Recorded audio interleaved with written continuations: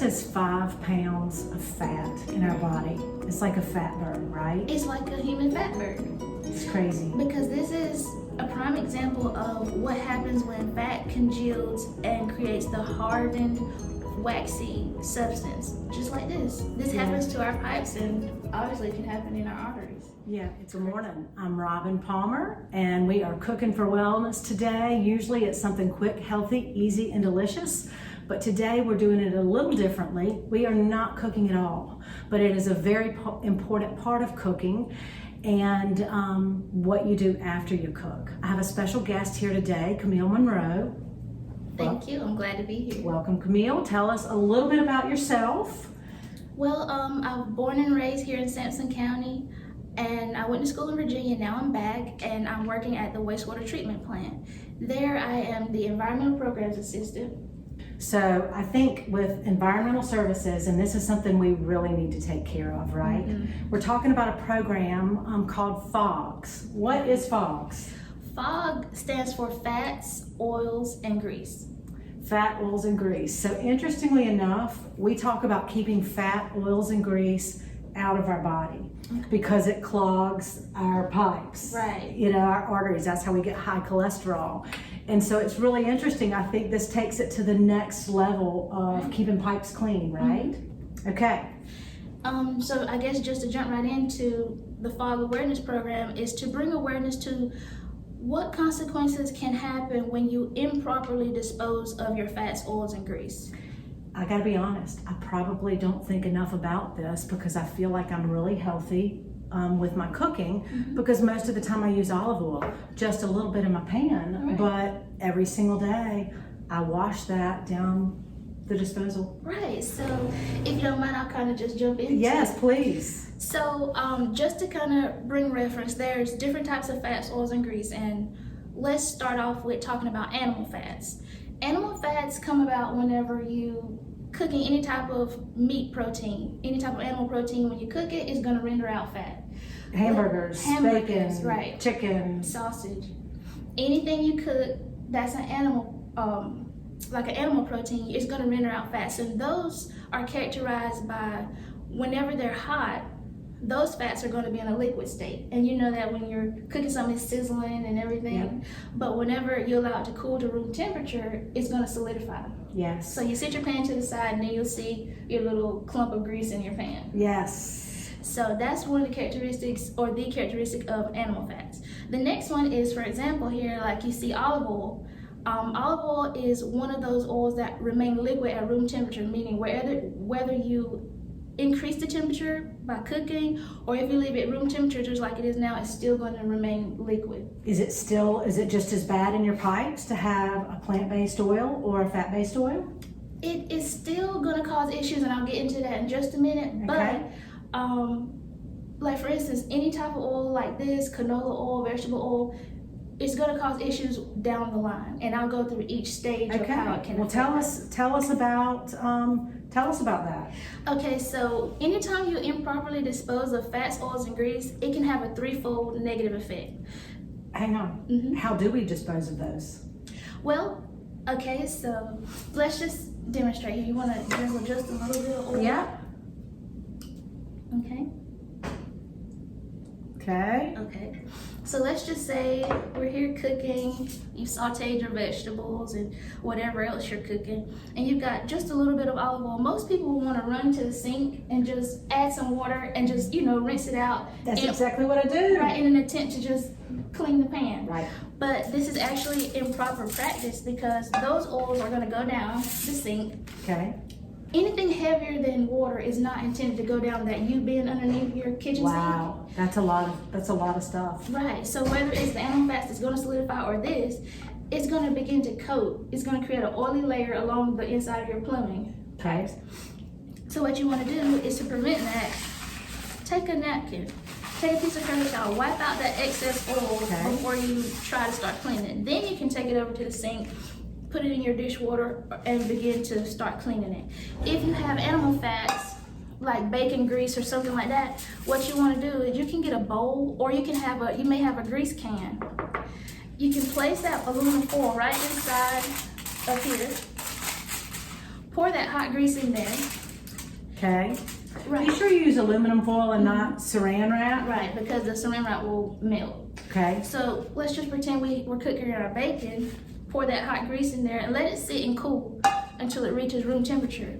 Once it solidifies, you can just ball it up and toss it in the trash. I feel terrible. I've not been doing this at all. Tell us what happens when we don't do this. Well, again, going back to the threefold effect, starting at the household level, it can cause problems for a person who has not been practicing how to properly dispose it, because eventually you're going to have clogged pipes. Right. And it's going to cost you money. Let's just say you're allowing olive oil, animal fats to get down your drain. It's going to create a large coating along the inside of your pipes. And then what happens there, it can cause blockages and it can constrict the flow through your plumbing. This is crazy. This is just like in your body. Right. It really is. It is. And so what you're going to have to do, you're going to have to call a plumber. That's going to run you anywhere on average between $100 to $150. If the issue is more severe, it can run you into several $100s. Yeah. And the same with your good health. If you don't take care of yourself and your own pipes, you're going to have to call your doctor, and Right. leads to lots of expenses with your good health and with your pocketbook. Mm-hmm. Okay, so in our household. Okay, and then the next negative effect would take place in the public sewer system. What happens there is actually something unique. It's just imagine, okay, let's just say the oil kind of escapes your plumbing and gets finally into the public city sewer system. It's going to mingle there with oil that has come from other households, food debris, other public waste, and not only that, but wastewater treatment chemicals. And an interesting thing happens with wastewater treatment chemicals when it comes in contact with oils and fats. What is that? A chemical reaction takes place, and it breaks down those oils and fats into two subparticles, glycerol and fatty acids. Now, once those subparticles are free to mingle around, they can bind to things. Which makes it thicker. It makes a thick, messier. right? It makes a thick, waxy. Which you want your pipes substance. clean and Right. flowing, right? But at this point, it's creating an issue for the public city sewer. Wow. So, which is where you come in, and your job is so important. well, not quite yet. It's leading Okay. to me. But what happens is it can cause, again, constricted flow that can cause a main pipe bursting under the city. Wow. And you've probably seen when they're doing construction, they're digging in the ground. Sometimes they're responding to bursted pipes. Sometimes Right. they're responding to constricted flow. All those different things can take place just because we let a little oil get down our pipes and not dispose of it properly. An interesting story takes place back in 2018 in London, England. They had discovered a massive Fatberg underneath the city of Whitechapel. Fatberg. A Fatberg. Oh my goodness. And a Fatberg is basically a massive clump of waxy buildup along with other debris underneath the city sewer system, which is what takes place when you allow oil to be Yes, improperly I have a disposed. Fatberg. I would like to show you. Right. Okay. And so they discovered it, and when they finally decided to respond to it, they literally had to have their city workers working 7 days a week for 9 weeks That is crazy. to chisel away at this massive Chisel. Right. That is Because it was really hardened crazy. and congealed and this waxy substance. And they said when they got all the pieces out, they weighed it in at about 130 tons, which is almost as much as a fully grown blue whale. Oh my gosh. Right, and it's in the my museum goodness. right now. That is really crazy. Something I have never thought through. I'm a little ashamed of myself to not think through this. Well, we're just not thinking about it, and it's not just you, it's a lot of us that you're just busy, you're going about it, but once you kind of become mindful of it, it'll be second nature. Yeah. Just to kind of take that extra step to wipe that pan out or to pour that grease Right. inside a container and properly dispose of it in the trash can. Yeah, that's so important. So you told us, you're sharing with us what happens in our bodies, in our homes, in our pipes, and then what happens in the system as it's getting through the pipes to the wastewater treatment, right? So then that's where you come in. Right, so now the third fold effect happens at the wastewater treatment plant. So when oil and grease comes into our plant, there's 3 main sewer lines that feed into our plant. Yeah. So that sewer water comes in. If there's oils and grease in it, There's a bar screen that helps to filter out large debris and allow sewer water to come on in. Fats and oils can build up along that bar screen. That's part of that debris. Right. Constricting the flow through. And I imagine, yeah, it constricts the flow fluid, flow through. Right. And then it probably can create a berg that then it can't get through. Right. Is that right? That's right. But now some of these tricky oils that are liquid, they can flow on through. Now when those things come into our plant, there's a portion in our plant called the primary clarifier. The normal function of the primary clarifier allows like other biological solid waste to sink to the bottom and the rest of the sewer water to float to the top, allowing us to again continue to purify and cleanse the water by getting other solids out. And there's a scraper at the bottom that removes those solids and separates it from the water. This is a fascinating process. Right, allowing the water to continue to be purified throughout the next processes. But when oil gets into that apparatus, it causes those solid pieces to have buoyancy and float. So the issue comes in that you cannot completely separate the solids from the water. Oh my goodness. So solids, what a mess. Right, solids get into parts of the plant they shouldn't be getting into. Right. So then we have to troubleshoot and figure out, okay, well, you know, the operators know exactly what to do to respond to that, but it just adds another issue with dealing with that. And then finally, the last thing that oils can do at our plant is it can actually kill our microbes. Our microbes are really the main workers at our plant because they help to digest biological waste and convert it into other useful substances. So they're really important things to protect. Right. So oils, they can't really process those oils.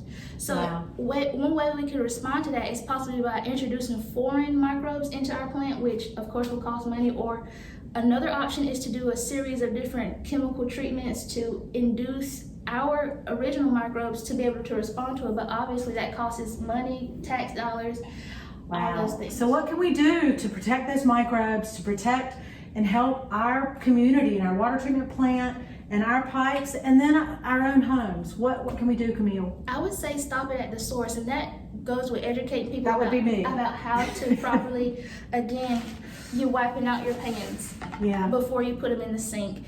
You're properly disposing of your solidified fats. If you, let's just say you had a cookout and you fried some fish or something, you have a large amount of oil, you can reuse it by pouring it into a resealable container and storing it in a dry, cool place till you reuse it again. But if you want to discard of it, put it in a resealable container, tie it up in a plastic bag, throw it in your trash can. Put it in the trash can. There's also another option. We here at the Public Works, we will accept recycled olive oil. Will you? Recycled oil, any type of really? oil. We will. We have that every Thanksgiving. You know, we fry a turkey and we always save the oil because we're not sure what to do with all that oil. And then we have these big containers. And so I'm so happy to know that you will accept those containers. Anytime, Monday through Friday, 7 a.m. to 3:30 p.m., you can come drop your oil off at the Public Works Department. We only ask that the oil does not contain food debris, so just filter it before you bring it to us.